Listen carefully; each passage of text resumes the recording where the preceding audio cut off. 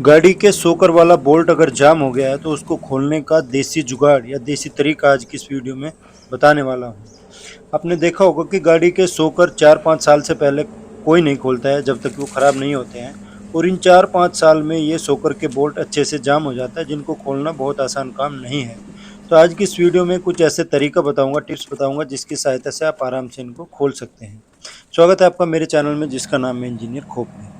पहला टिप्स तो यह है, सबसे पहले आपको बोल्ट के ऊपर WD-40 स्प्रे कर लेना है, जिससे वो लूज हो जाएगा।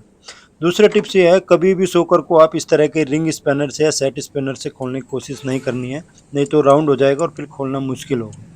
इसको हमेशा सॉकेट और इस तरह का जो एल हैंडल होता है, एक्सटेंशन वाला रोड कह लीजिए, उसी से ही इसको खोलना है।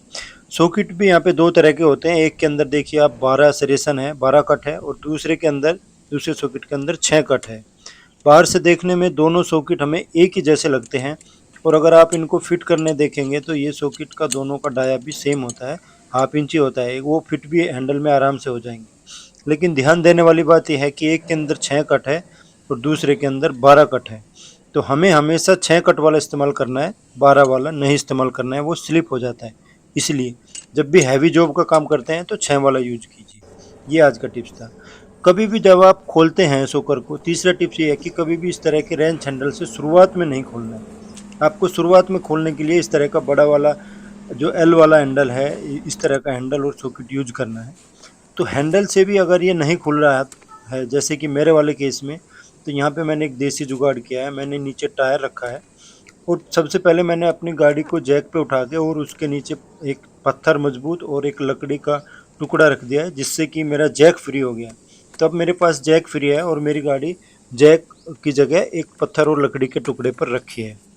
यहाँ पे मैं अब उस जो एल हैंडल है उसका इस्तेमाल करूँगा, और एक सॉकेट का मैंने वो इसमें इस तरह से मिला लिया है।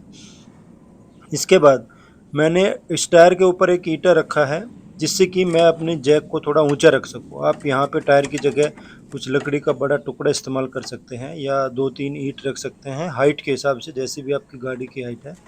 मकसद इतना है कि जैक वहाँ पे एल हैंडल तक पहुँच जाना चाहिए। इसके बाद आपको जैक को थोड़ा थोड़ा हाथ से ही ऊपर करना है। ये बहुत ईजी है, इसमें आपको वो हुक लगा के घुमाने की ज़रूरत नहीं है। आप दूसरे वाले एल हैंडल के दूसरे एंड पे लगा के जैक को और हाथ से ही जैसे जैसे ऊपर उठाएंगे तो ये एल हैंडल भी ऊपर ऊपर उठने लगेगा। बस ध्यान रखना है कि ये जो एल हैंडल है ये स्लिप नहीं होनी चाहिए। जैसे ही आप इसको इस तरह से लगा के, पूरा सेटअप मैं आपको एक बार दिखा रहा हूँ, इस तरह से लगाना है, और आपको हाथ से ही जैसे आप इसको घुमाएंगे दूसरे एंड पे, तो ये इतना अच्छा टॉर्क यहाँ पे लगता है कि हाथ से ही ये जो है बोल्ट वो आपका खुल जाएगा। देखिए मैं यहाँ से धीरे धीरे जैसे ही इसको चढ़ा रहा हूँ जैक से, और ये धीरे धीरे ऊपर की ओर उठ रहा है इसका किनारा, और धीरे बड़ी आसानी से ये बोल्ट खुल गया है, मुझे पता भी नहीं चला है, इतनी आसानी से ये बोल्ट खुल चुका है। अब मैं रेंच हैंडल से इसको पूरा लूज कर लूँगा, तो इस तरह से ऊपर वाला बोल्ट पूरा खुल चुका है। अब बारी आती है नीचे वाले बोल्ट को खोलने के लिए। नीचे वाला बोल्ट देख सकते हैं किस तरह से जाम वाली हालत में है, क्योंकि बहुत दिनों से नहीं खुला है।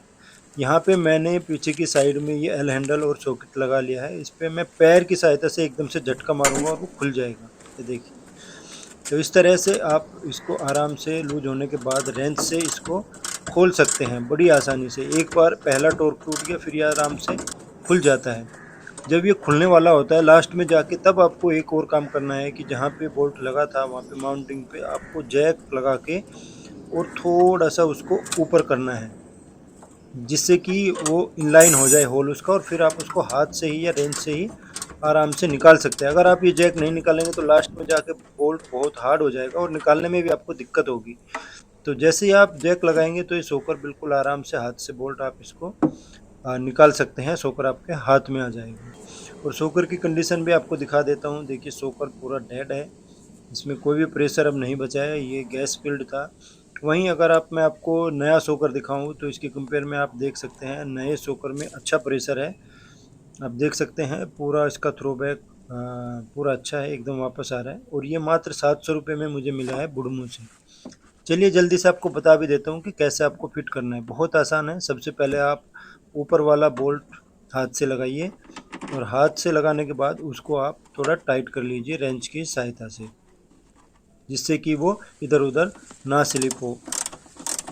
ऊपर वाला बोल्ट टाइट करने के बाद में हमें नीचे वाला बोल्ट लगाने से पहले हल्का सा जैक लगा लेना है, जैसे हमने खोलते समय लगाया था। और फिर आपको ऐसे ही हाथ की सहायता से इनलाइन करके, अगर आपने जैक लगा लिया तो बड़ी आसानी से ये हाथ से बोल्ट आराम से घुस जाएगा। ये देखिए पूरा इंगेज हो चुका है। हाथ से थोड़ा सा 1-2 चूड़ी आप इसको 1-2 थ्रेड इसका इंगेज करिए और फिर रेंच की सहायता से और बाद में एक्सटेंशन की सहायता से इसको बढ़िया से टाइट कर दीजिए। और बस इस तरह से आपने बड़ी आसानी से ही ये शॉकर चेंज कर लिया है। और मात्र 600-700 रुपये की रेंज में आपने अपनी गाड़ी का शॉकर चेंज कर लिया है बिना किसी आफत के। तो अगर आपको आज की वीडियो में कुछ सीखने को मिला है तो मेरे चैनल को सब्सक्राइब करना। कोई भी कमेंट है वो आप कमेंट सेक्शन में बता सकते हैं।